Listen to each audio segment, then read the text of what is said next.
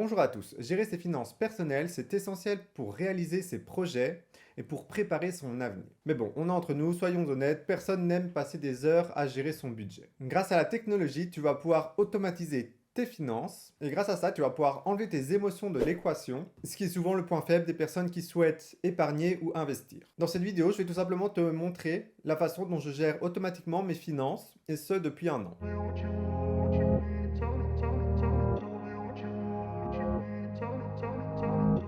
Alors moi c'est Lucas Leclerc, sur cette chaîne on parle finance et investissement. Si tu souhaites améliorer tes finances, investir, rentrer en bourse ou en crypto, tu es au bon endroit. Sache que la gestion automatique des finances, c'est un chapitre de ma mini-formation sur les 10 principes essentiels à la gestion des finances. C'est une mini-formation 100% gratuite. Pour t'y inscrire, tu as juste à cliquer sur le lien dans la description, tu tapes ton email et je t'enverrai cette mini-formation par email. Bon allez, c'est parti, entrons dans le vif du sujet. L'automatisation de ses finances. Quels sont les avantages à automatiser ses finances?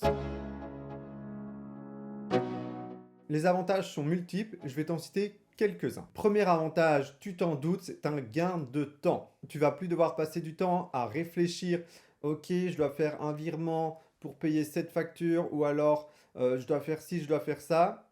Ici, tu vas réfléchir une bonne fois pour toutes sur comment tu gères tes finances et ensuite t'automatises tout simplement. Et maintenant, ton rôle, ce sera juste une fois par mois, vérifier que tout se passe bien. Au lieu de te prendre des heures, ça te prendra plus que 5 minutes par mois. Un deuxième avantage qui pour moi est le plus important, c'est que le fait d'automatiser tes finances va enlever tes émotions de l'équation. Je vais te faire un exemple simple. Par exemple, je souhaite économiser 200 € par mois. Je reçois ma paye le premier du mois.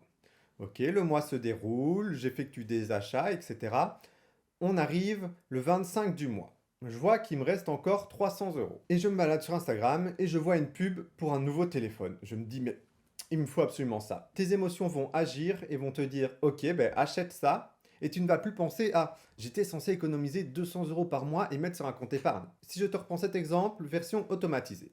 Le premier du mois, je reçois ma paye. Et le 2 du mois, j'ai un virement automatique qui met 200 € sur mon compte épargne. Voilà, le mois se passe, j'effectue des achats. J'arrive le 25 du mois, je vois ce téléphone, je regarde sur mon compte et je me dis, ah, j'ai pas assez sur mon compte ce mois-ci. Ok, pas grave, ça sera ma dépense du mois prochain pour le plaisir, ce qui fait que tu n'as pas cédé à tes émotions, que tu as bien épargné et tu peux très bien te faire plaisir le mois d'après. Bon, après, il y a d'autres avantages. Par exemple, ça augmente la productivité, ça va te permettre d'être proactif. Parce que le temps que tu ne devras pas passer à faire quelque chose dans tes finances, tu pourras le prendre pour autre chose, par exemple investir. Du coup, tu auras plus de temps pour investir vu que tu auras déjà automatisé avant. Mais bon, automatiser, c'est un gros mot. Qu'est-ce qu'on va pouvoir automatiser dans nos finances? Personnellement, il y a 4 domaines dans mes finances où j'ai automatisé. L'automatisation des factures. Ça permet d'éviter les pénalités de retard de paiement. Le deuxième, c'est l'épargne. Ça permet de forcer à épargner pour un fonds d'urgence. Ça évite le piège de je vais épargner avec ce qui me reste à la fin du mois et on se retrouve à la fin du mois, il n'y a plus rien à épargner. Le troisième domaine, c'est le budget. C'est le domaine le moins facile à automatiser à 100%, mais c'est super important pour la gestion des finances. Le budget, c'est je vais mettre autant par mois dans ça, autant par mois dans ça. D'ailleurs, pour la gestion d'un budget, j'ai mis au point un outil qui va te permettre d'analyser tes dépenses, ce qui va te permettre de calibrer ton budget. Si tu es intéressé, les informations sont dans la description. Le quatrième domaine dans lequel j'ai automatisé mes finances, ce sont les investissements. Chaque mois, j'ai de l'argent qui est automatiquement prélevé et investi dans certains domaines, comme les cryptos et la bourse. Alors maintenant qu'on a vu les 4 domaines dans lesquels j'ai automatisé mes finances, on va voir en détail la mise en place et comment je procède. Pour automatiser mes finances, j'ai 4 comptes bancaires, 2 comptes à vue et 2 comptes épargne. Comme j'ai pu vous en parler dans d'autres vidéos, je profite du principe de la multiple bancarisation. Pour faire simple, j'ai un compte dans 2 banques. Et dans chaque banque, j'ai un compte à vue relié à une carte bancaire et un compte épargne. Donc, ce qui fait que j'ai 2 cartes bancaires. Tu te demandes peut-être pourquoi j'ai 4 comptes bancaires et 2 cartes? Il faut savoir que j'ai un compte appelé besoins. C'est avec ce compte que je paye mon essence, que je paye les courses et les besoins primaires. J'ai mon autre compte à vue dans l'autre banque. C'est un compte plaisir. Avec cette carte, j'effectue tous les achats plaisir. Par exemple, je vais au restaurant, je paye avec ma carte compte plaisir. Donc, pour faire simple, j'ai une carte pour les besoins et une carte pour les plaisirs. Ouf, c'est très bizarre dit comme ça pour les plaisirs. et une carte pour les plaisirs, par exemple pour payer le restaurant, le cinéma, etc. Ensuite, mes deux autres comptes, c'est un compte épargne et un compte investissement. Moi, personnellement, ce que je te conseille de faire, c'est tu gardes un compte avec la banque que tu as actuellement. Moi, par exemple, la banque que j'ai depuis que je suis petit, c'est ING. Pour le deuxième compte bancaire, je te conseille mais fortement de rejoindre Hello Bank. Pourquoi Hello Bank? Déjà de 1 parce que Hello Bank n'a aucun frais et l'ouverture de ton compte est 100% gratuit. Et de 2, ça me permet de payer moins cher mes factures de téléphone. D'ailleurs, si tu es belge et que tu n'as pas vu ma vidéo, je te conseille d'aller la voir. C'est pour payer moins cher sa facture de téléphone. Après, tu n'es pas obligé de rejoindre Hello Bank. Tu choisis les banques que tu veux, celles qui te correspondent. L'important, c'est d'avoir 2 banques différentes et dans chaque banque, avoir 2 comptes. Un compte à vue et un compte épargne. Ok, c'est bon, tu as tes 4 comptes. C'est parti, on peut automatiser tout ça.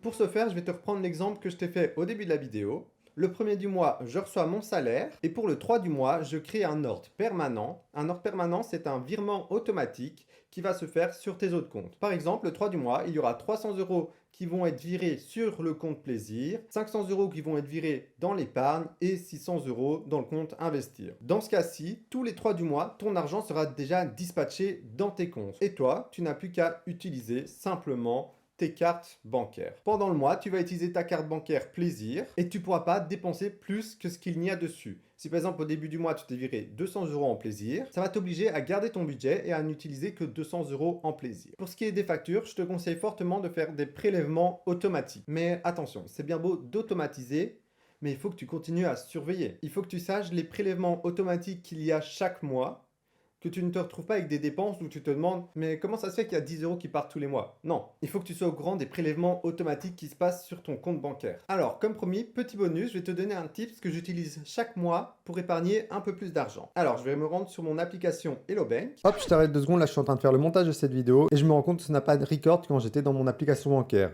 dû à la sécurité de l'application. Durant les prochaines secondes, ce que je suis en train de faire sur l'application sera illustré grâce à des photos. On va aller voir mes dépenses. Ce qui est intéressant ici chez Hello Bank, c'est que tu vas pouvoir paramétrer ton compte pour arrondir les unités. Je vais te montrer avec un exemple. Par exemple, ici, on va aller dans mes dépenses. On voit ici que pour le 24 août, j'ai payé pour 2,90 € de croissant. 2,90 € arrondi à l'unité au-dessus, ça fait 3 €. Donc, on voit que le jour d'après, il m'a enlevé 10 cents pour arrondir à 3 € et ces 10 cents ont été envoyés vers mon épargne. Donc, par exemple, j'effectue un achat de 5,50 €. Ah ben, le jour d'après, 50 cents vont être virés sur votre épargne. Ça va permettre d'à chaque fois arrondir vos dépenses et virer le reste sur votre épargne. Ce qui va permettre de cumuler des petites sommes petit à petit et faire augmenter ton épargne. Si tu n'es pas chez Hello Bank, je te conseille fortement d'aller te renseigner sur internet si tu as la possibilité de faire ça. Deuxième petit bonus, tu l'as vu, je n'ai pas parlé des investissements automatiques dans cette vidéo, mais il faut savoir que moi, j'investis de manière automatique chaque mois.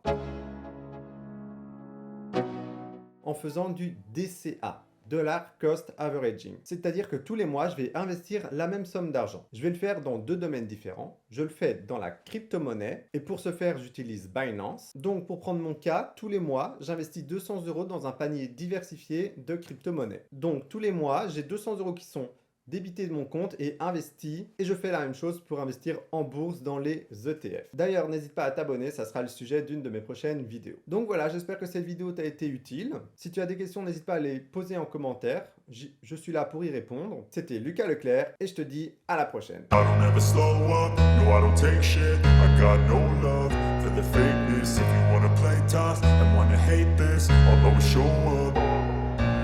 don't ever slow up, no I don't take shit. I got no love for the fakeness. If you wanna play tough and wanna hate